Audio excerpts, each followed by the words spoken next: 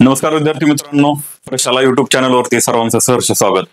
आपण विषयाची ओळख या सिरीज मध्ये एका नवीन विषयाची ओळख करून घेणार आहोत आणि तो विषय आहे इतिहास. म्हणजे तसं जर पाहिलं तर आपल्या टेक्स्टबुक वरती इतिहास व राज्यशास्त्र असं लिहिलेलं आहे, पण आज आपण फक्त इतिहास या विषयाची ओळख करून घेणार आहोत.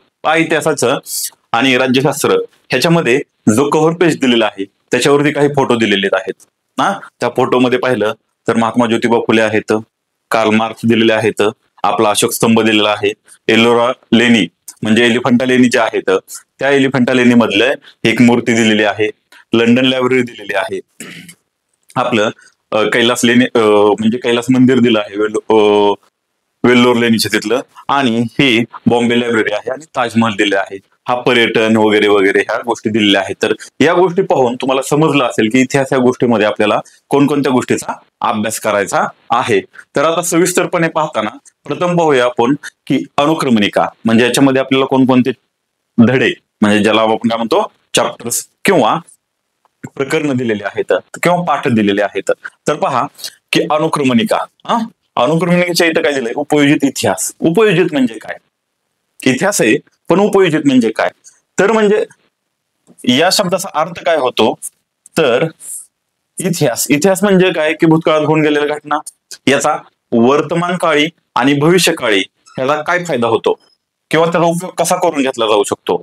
उपयोजित या शब्दाचा उपयोग काय म्हणजे अर्थ काय होतो, तर भूतकाळात घडून गेलेल्या घटनांचा वर्तमान काळ आणि भविष्य काळामध्ये कसा उपयोग करून घेतला जाऊ शकतो त्या गोष्टीला काय म्हणायचं, उपयोजित. आणि इतिहास म्हणजे काय, तर त्या इतिहासाचा उपयोग करून घेतला गेल्यास म्हणजे उपयोजित अर्थशास्त्र असू शकतं, उपयोजित राज्यशास्त्र असू शकतं किंवा उपयोजित भूगोल असू शकतो. तर ह्याच्यामध्ये काय, तर उपयोजित इतिहास ही गोष्ट महत्वाची आहे. तर इथं काय की त्या इतिहासाचा, भूतकाळातल्या इतिहासाचा आपल्याला वर्तमान काळी आणि भविष्य काळी कसा उपयोग होईल या गोष्टी ह्याच्यात दिलेल्या आहेत. त्यातला पहिला चॅप्टर दिलेला आहे इतिहास लेखन. इतिहास लेखनामध्ये पहिली दिलेली आहे गोष्ट पाश्चात्य परंपरा.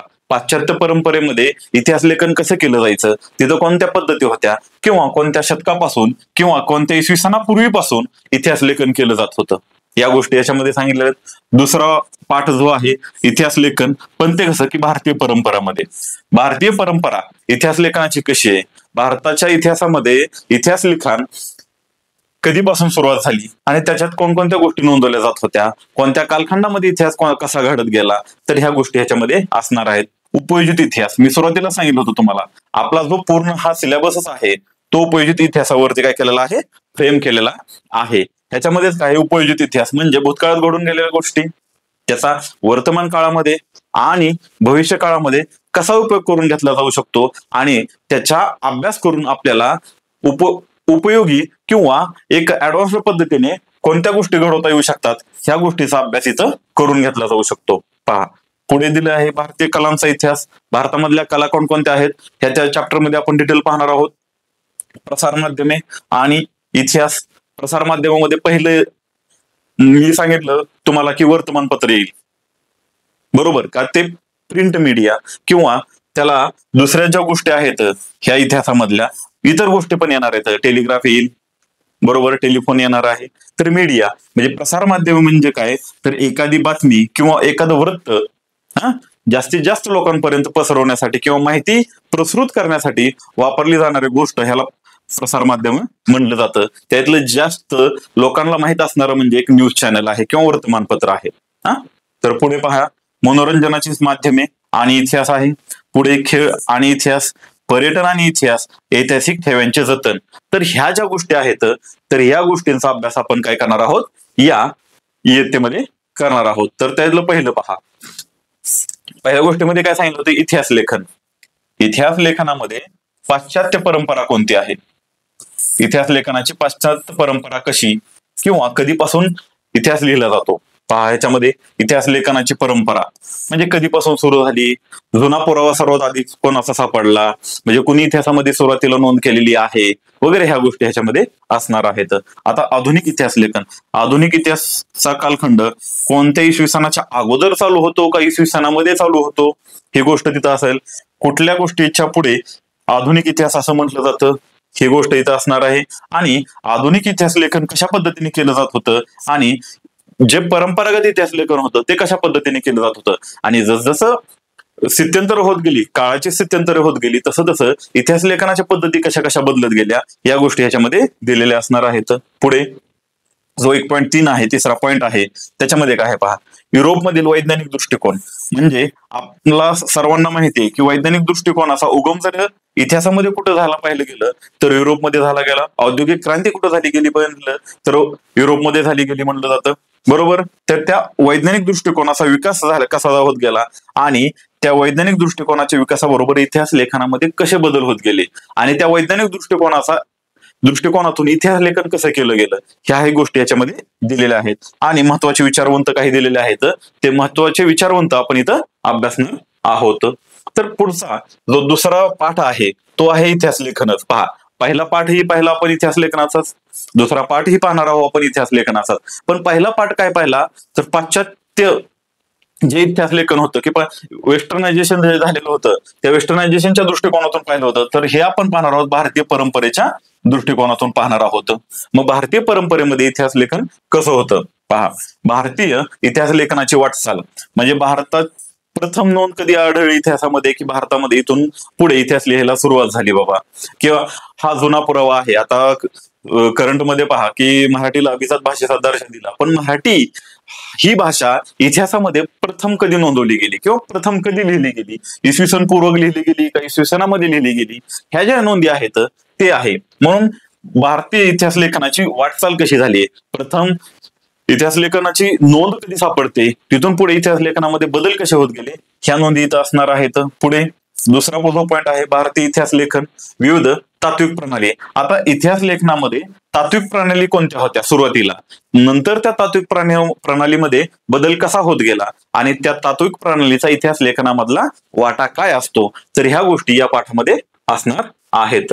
तर तिसरा जो पाठ दिलेला आहे आपल्याला उपयोजित इतिहास. पहा, अनुक्रमणिकेच्या खालीच आपण पाहिलं होतं काय उपयोजित इतिहास. उपयोजित इतिहास म्हणजे काय की भूतकाळातल्या घटनाचा वर्तमान काळ आणि भविष्य काळ एक सुयोग्य वापर करून काय करायचं, सुसह्य करण्यासाठी केला जाणारा उपयोग असतो, बरोबर. त्याला म्हणतो आपण उपयोजित इतिहास असतो.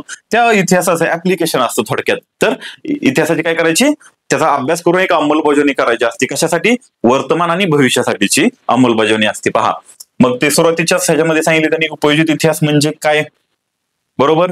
पुढे पहा, उपयोजित इतिहास आणि विविध विषयांमधील संशोधन. उपयोजित इतिहास म्हणजे इतिहासातलं संशोधन असणार आहे, त्याचबरोबर काय विविध विषयांमधील पण संशोधन असणार आहे. पुढे उपयोजित इतिहास आणि वर्तमान काळ. आता उपयोजित इतिहास आणि वर्तमान काळ, कारण का उपयोजित इतिहास म्हणजेच काय की भूतकाळातल्या घटनांचा अभ्यास करून वर्तमान आणि भविष्य काळासाठी त्याचा उपयोग कसा करून घेतला जाईल या गोष्टीचा अभ्यास करणे, म्हणून वर्तमान काळ असणार आहे. आणि तिसरा पॉईंट झाला हा.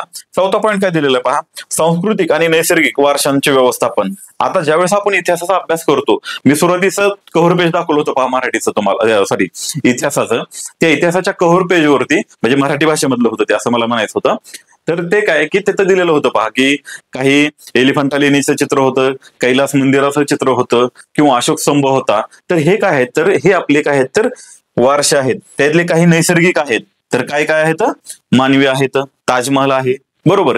हे नैसर्गिक वारसे आहेत, आणि ह्या वारशाचं आपण व्यवस्थापन कशा प्रकारे करण्यात आलं. त्यातले आता सांस्कृतिक काय आहेत, काही ऐतिहासिक आहेत, बरोबर. तर ह्या वारशाचं जतन करण्याबाबतच्या आपल्या गोष्टी असणार आहेत. आणि पुढचा पॉईंट आहे संबंधित व्यावसायिक क्षेत्रे. तर त्याच्या रिलेटेड जी व्यावसायिक क्षेत्रे आहेत त्या व्यवसाय क्षेत्राचा आपण इथे काय करणार आहोत, अभ्यास करणार आहोत. तर हा काय पाहिला आपण उपयोजित इतिहासामध्ये पाहिलेला आहे. तर चौथा जो प्रकरण आहे किंवा पाठ आहे तो आहे भारतीय कलांचा इतिहास. म्हणजे भारतातल्या कला कोणकोणत्या आहेत, कलांचं वर्गीकरण कोणत्या गोष्टींमध्ये केलं जातं. ललित कला म्हणजे काय, बरोबर.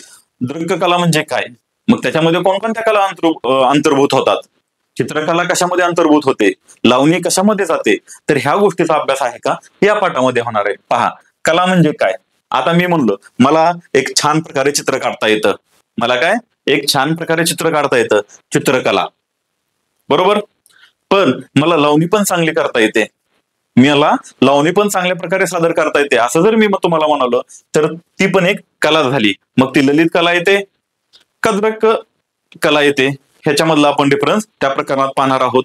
बरोबर. मग चित्रकला कशामध्ये येते? किंवा मी म्हणलो मला गणपतीची मूर्ती दगडामध्ये खूप चांगलं कोरीव काम करून तयार करता येते, मग ती शिल्पकला कशामध्ये येते? तर हा प्रकरणामध्ये काय असणार आहे? तर ह्या गोष्टींचा अभ्यास होणार आहे. पहा, भारतातील दृक्कला परंपरा. पहा, दृक्कला म्हणजे काय? दृक्कले परंपरेमध्ये कोणकोणत्या गोष्टी येतात? शिल्पकला, चित्रकला, म्हणजे ज्या गोष्टी आहेत त्या गोष्टी ह्याच्यामध्ये येणार आहेत. तर भारतातील ललित किंवा अंगिक कला, पहा शब्द काय केलं, ऑब्लिक करून दिले. पहा, अंगिक कला, तमाशा असेल, लावणी असेल, नृत्य असतील, तर ह्या गोष्टी आहेत ना, त्या ललित कलेमध्ये येतात. मग हे भारतातली परंपरा कधीपासूनचे, मग त्या कोणत्या राज्यामध्ये हे केली जाते, तामिळनाडूमध्ये कोणती असेल, महाराष्ट्रामध्ये कोणती असेल, उत्तर प्रदेशमध्ये कोणती असेल, तर अशा वेगवेगळ्या प्रकारच्या कला असणार आहेत. पुढे पहा, कला, उपयोजित कला आणि व्यवसायाच्या संधी. मग त्या कलेचं आपल्याला काय तर इन्कम सोर्स तयार करण्यासाठी किंवा आर्थिक आय मिळवण्यासाठी त्याचा उपयोग कसा करून घेतला जातो, ह्या गोष्टीचा अभ्यास आपण या पाठामध्ये करणार आहोत. पुढे आहे 5वा, प्रसारमाध्यमे आणि इतिहास. प्रसारमाध्यम म्हणजे काय? एखादी बातमी किंवा एखादं वृत्त लोकांपर्यंत काय की पसरवण्यासाठी वापरलं जाणारं माध्यम, पसरवण्यासाठी वापरलं जाणारं माध्यम म्हणून प्रसार माध्यम असा शब्द तयार झालेला आहे. आणि या प्रसार माध्यमांचा इतिहास आपण पाहणार आहोत. पहा की प्रसार माध्यमांची ओळख. प्रसार माध्यम म्हणजे काय, मग कोणकोणते आहेत? मी म्हणलो तुम्हाला, वृत्तपत्र आहे, म्हणजेच वर्तमानपत्र, न्यूजपेपर आहे, टीव्ही चॅनल्स, बातमीपत्र त्याच्यात असतं दिलेलं असतं, बातम्या वगैरे लागतात, ते आहे. युट्यूब पण आजकाल काय झालंय, प्रसार माध्यमच झालेलं आहे. मोबाईल आपलं प्रसार माध्यमाचंच एक रूप आहे, वगैरे असे प्रसार माध्यम आहेत. या प्रसार माध्यमाची आपण काय करणार आहोत, ओळख करून घेणार आहोत. मग प्रसार माध्यमांचा इतिहास, समजा आपलं एक प्रसार माध्यम वृत्तपत्र. मग वृत्तपत्राचा उगम कोणत्या देशामध्ये झाला? भारतामध्ये हे वृत्तपत्र कधी सुरुवात झाली, कोणी सुरू केलं? पहिला भारतीय कोण की ज्यानं वृत्तपत्र सुरू केलं, किंवा पहिला महाराष्ट्रीयन कोण की ज्यानं महाराष्ट्रामध्ये वृत्तपत्र सुरू केलं? पण ह्या गोष्टीचा आपण काय करणार आहोत, या पाठामध्ये आढावा घेणार आहोत. आता पहा, प्रसार माध्यमांची आवश्यकता काय असते.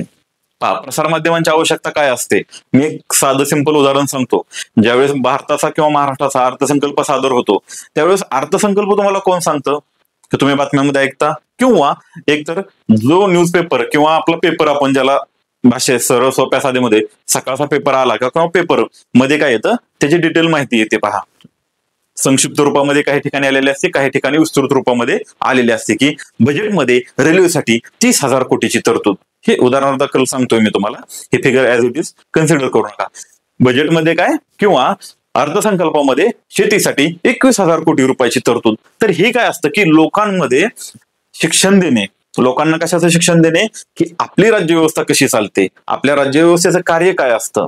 पहा की एखाद्या मंत्र्याचा दौरा झाला की काही ठिकाणी बातम्या आलेल्या असतात, की इकडे दुष्काळ असतानाही मंत्र्याच्या दौऱ्यावरती लाखो रुपयाचा खर्च, अशा न्यूज आलेल्या असतात. मग इथं काय असतं, की मीडिया काय काम करते, की लोकांना शिक्षित करायचं काम करते, लोकांना त्यांचे अधिकार काय आहेत, त्यांचे हक्क काय आहेत, आणि कोणत्या हक्कासाठी लढलं पाहिजे हे शिकवण्याचं काम कोण करतं, तर प्रसार माध्यमे करतात. आणि ज्या सरकारच्या गोष्टी आहेत, किंवा इतर राष्ट्रीय, आंतरराष्ट्रीय आणि राज्य लेवलला ज्या चाललेल्या गोष्टी आहेत, त्या गोष्टी लोकांपर्यंत पोहोचवण्याचं काम कोण करतं, ही प्रसार माध्यमे करतात. ही प्रसार माध्यमांची गरज आहे.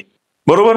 पुढे आहे की 4था पॉईंट आपला, प्रसार माध्यमांद्वारे मिळणाऱ्या माहितीचे चिकित्सक आकलन करणे. पहा, काय करणे, चिकित्सक आकलन करणे. आजकाल काय झालेलं आहे, की बऱ्याच ठिकाणी ज्या गोष्टी ऐकू आहेत, त्या ऐकू गोष्टीच्या आधारे काय केलं जातं, की बऱ्याच गोष्टीवर विश्वास ठेवला जातो. मग त्या गोष्टीवर विश्वास ठेवला पाहिजे का, म्हणजे एखादी बातमी जर आपण वाचली तर त्या बातमीचं आपण थोडस चिकित्सकपणे काय केलं पाहिजे, निरीक्षण केलं पाहिजे किंवा आकलन केलं पाहिजे. मग खरं हे असं असेल का, किंवा असं नसेल. कोरोना काळामध्ये बऱ्याच बातम्या आपण ऐकल्या होत्या, त्यातल्या बऱ्याचशा खोट्या असायच्या, किंवा आजकाल पण बऱ्याच भागामध्ये काय होतं, की इथे दंगल घडली, इथे जातीय दंगल घडली, इथे धार्मिक दंगल घडली, अशा गोष्टी येतात. मग त्याच्यामुळे कितपत खऱ्या आहेत किंवा कितपत खोट्या आहेत, किंवा सहजासहजी फॉरवर्ड करता येतात म्हणून बातम्या फॉरवर्ड केलेल्या आहेत, अशा गोष्टी आहेत. त्याचं चिकित्सक आकलन तुम्ही केलं पाहिजे, आणि त्याच्यावर एक सूक्ष्म परीक्षण पण केलं पाहिजे. बरोबर. तर ह्या गोष्टी तुमच्याकडून अपेक्षित आहेत. संबंधित व्यावसायिक क्षेत्रे आणि ही जी माध्यमे आहेत, कोणतीही प्रसार माध्यमे, तर त्याच्याबाबतची व्यावसायिक क्षेत्रे जी आहेत त्याचा आपण इथे काय करणार आहोत, अभ्यास करणार आहोत. तर पुढे पहा की जो 6वा पाठ आहे आपल्याला, तो 6वा पाठ आहे मनोरंजनाची माध्यमे आणि इतिहास. आज मी तुम्हाला म्हणलो की सकाळी 7 वाजल्यापासून रात्री 7 वाजेपर्यंत न हालता तुम्ही अभ्यास करायचा आहे. अभ्यासामध्ये मन लागेल, खूप कॉन्सन्ट्रेशन न किंवा खूप एकाग्रतेने अभ्यास होईल तर होणार नाही. कारण काय की माणसाला कंटिन्यू एका ठिकाणी किंवा त्या जीवनशैलीमध्ये राहून काय होतं, माणसाच्या मेंदूला कंटाळा येतो. त्यावेळेस माणूस काय करतो, तर कशाचा शोध घेतो, तर मनोरंजनाचा शोध घेतो. आपण काय म्हणतो पहा, आईला मी 4 तास अभ्यास करतो, मला 2 तास खेळायला दे.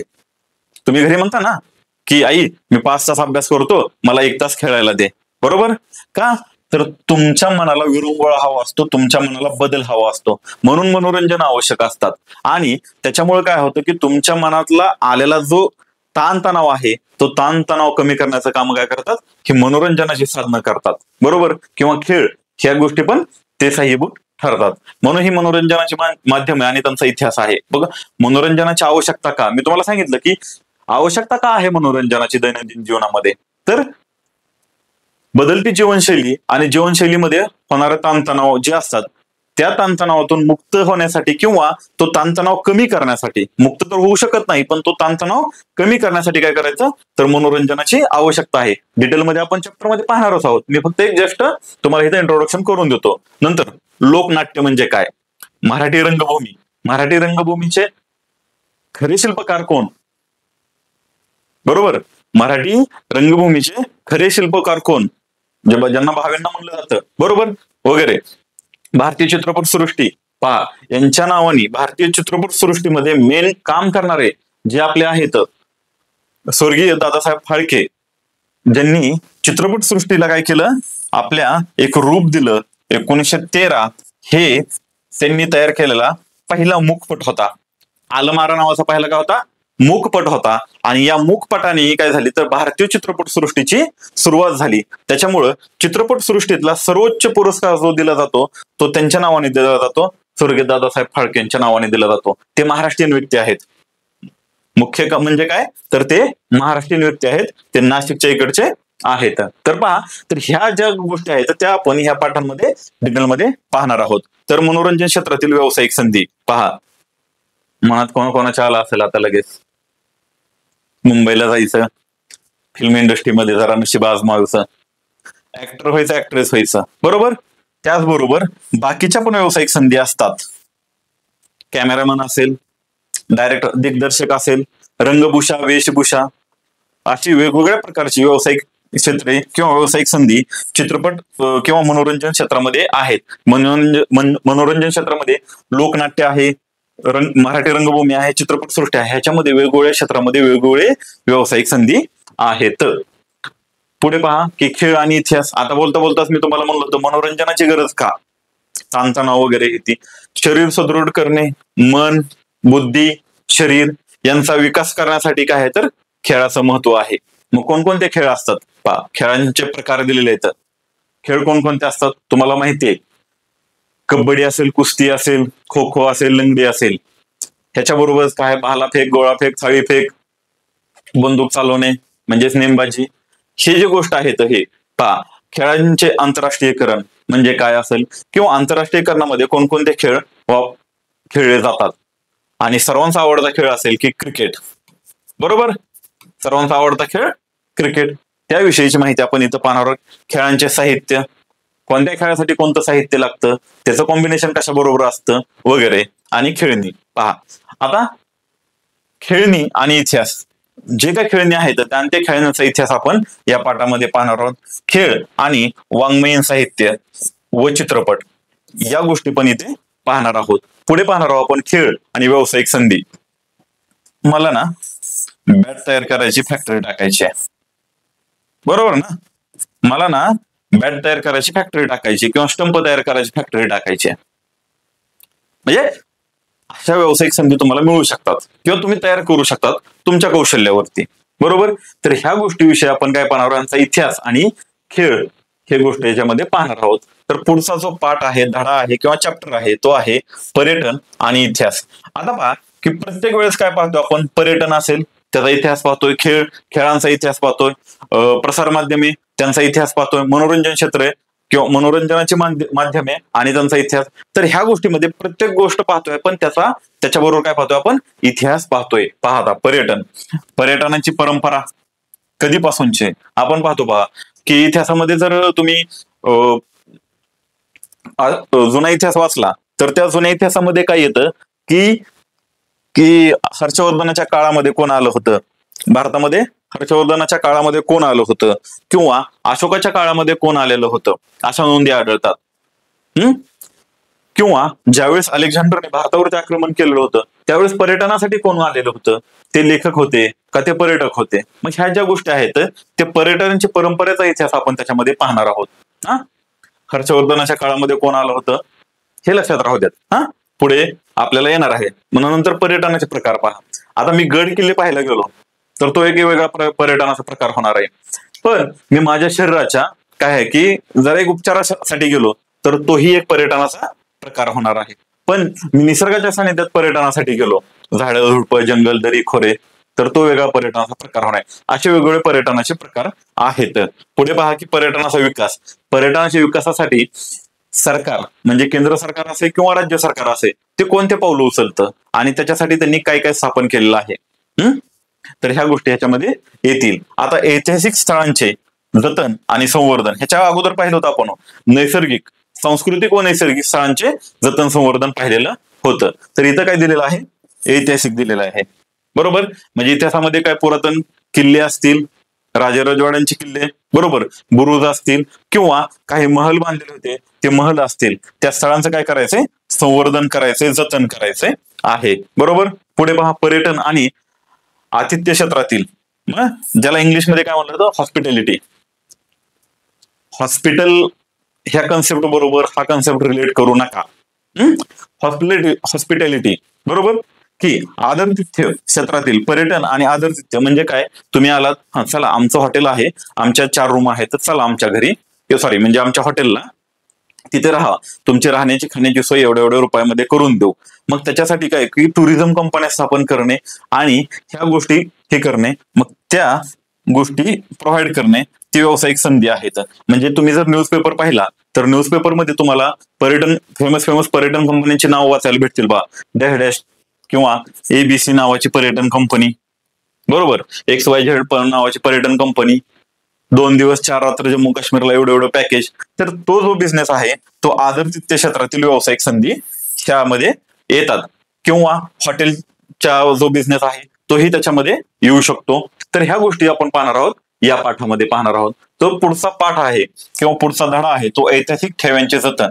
जो ऐतिहासिक ठेवे आहेत त्यांचं काय करायचंय, जतन करायचंय. म्हणजे ते काय करायच्यात, जपून ठेवायच्यात. आता जर तुमच्या घरात पाहिलं तर पप्पांना म्हणायचं की तुमच्या आजोबांचे फोटो दाखवा ना, आजोबांचे फोटो दाखवतील, पणजोबाचे दाखवतील किंवा त्यांचे कागदपत्र दाखवा जुनी, तर ते हे करतील. ते जतन का असतो, तर आपली परंपरा, आपली संस्कृती, आपला इतिहास आपण काय करतो, जपून ठेवतो, की जो येणाऱ्या पिढीला आपला दैदिप्यमान इतिहास, दैदिप्यमान जे आपला भूतकाळ होता तो काय पाहता यावा आणि त्याच्यातून काहीतरी शिकून त्यांनी पुढे वाटचाल करावी, ह्या दृष्टीतून आपण काय करत असतो, त्या गोष्टीचं जतन करत असतो. आणि त्याचा उपयोग आपल्याला काय असतं, पुढच्या वाटचालीसाठी, त्या गोष्टीतून काहीतरी शिकून पुढे वाटचाल करण्यासाठी होत असतो. या गोष्टीसाठी काय करत असतो आपण, ऐतिहासिक गोष्टींचं जतन करत असतो. पहा, इतिहासाची साधने आणि त्यांचे जतन. इतिहासाची साधने कोणकोणती आहे आणि त्यांचं जतन आपण कशा प्रकारे करतो हे त्याच्यामध्ये असणारे काही नावाजलेली संग्रहालय. आता आपण सुरुवातीलाच मी तुम्हाला जो फोटो दाखवला होता, त्या फोटोमध्ये 2 संग्रहालय होते पहा. एक लंडन लायब्ररी होती आणि दुसरी बॉम्बे लायब्ररी होती. बरोबर, ते 2 फोटो होते. मग ते फक्त 2 एक्झाम्पल तिथे दिलेले आहेत. मग ते काही नावाजलेली संग्रहालय आहेत. आता संग्रहालयामध्ये ज्या काही गोष्टी आहेत त्या गोष्टी आपण तिथं पाहणार आहोत.